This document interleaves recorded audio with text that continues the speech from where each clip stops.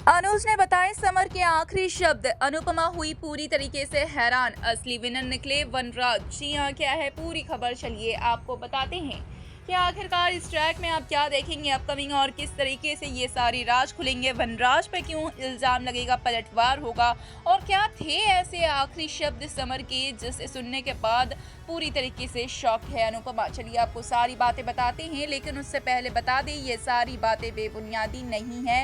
ये सारी बातें ऑन लोकेशन शूटिंग के दौरान पाई गई खबरों पे आधारित है, यानी कि अपकमिंग ट्रैक में आपको कुछ ऐसा होते हुए नजर आ सकता है।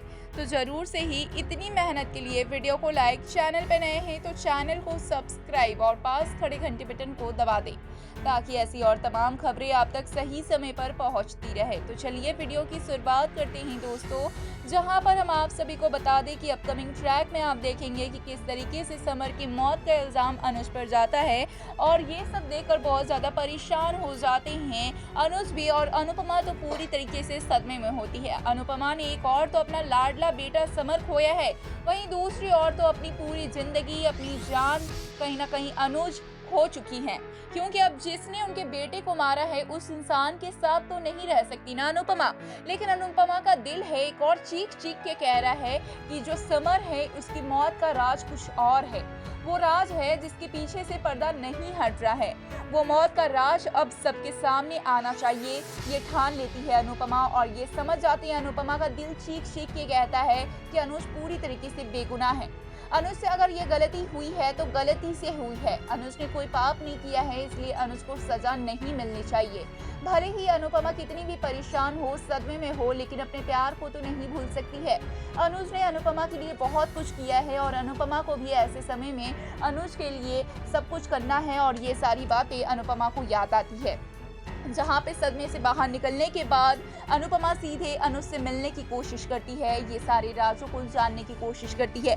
जहां पर अनुपमा करती है अनुज से बात और पूछती है कि क्या कुछ हुआ था उस रात, जहां पे समर की मौत से पहले क्या कुछ कहा था समर ने। ये सारी बातों पर करते हैं अनुज खुलासा, अनुज इमेजिनेशन करते हैं, अनुज उस दुनिया में जाते हैं, सारी यादें छिपी हुई है। अनुज याद करते हैं कि उस रात को क्या कुछ हुआ था, जहाँ पे अनुज बताते हैं कि उनकी गलती नहीं है। उस रात को समर, जब ये सब कुछ हुआ था मेरी वजह से एक छोटा सा हादसा हो गया था, उसके बाद समर ठीक थे पूरी तरीके से, और ऐसे में समर ये कुछ कहते हुए नजर आ रहे थे कि उन्हें नहीं जीना है। इसकी एक वजह वनराज भी है, क्योंकि वनराज उन्हें बहुत ज्यादा फोर्स करते हैं, हर जगह पर लड़ाइयाँ होती है। वनराज बार बार तोशु से कंपेयर करते थे और समर को उतनी इज्जत नहीं मिलती थी।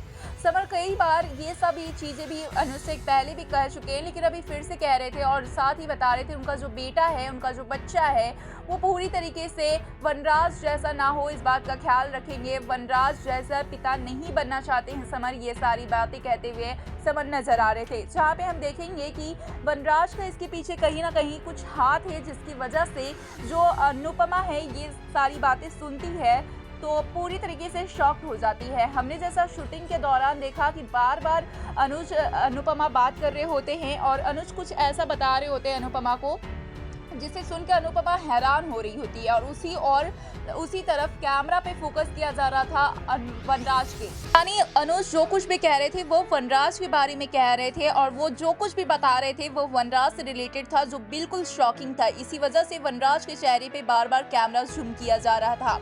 यानी कि अब कुछ तो बताया है अनुज ने, अब क्या बताया हमें भी उतना नहीं मालूम, लेकिन हाँ शूटिंग के दौरान ये खबरें पक्की है कि इसमें कहीं ना कहीं वनराज का हाथ है। इसी वजह से वनराज जो है अपना जो दोष है वो कहीं ना कहीं अनुज पर थोप रहे हैं।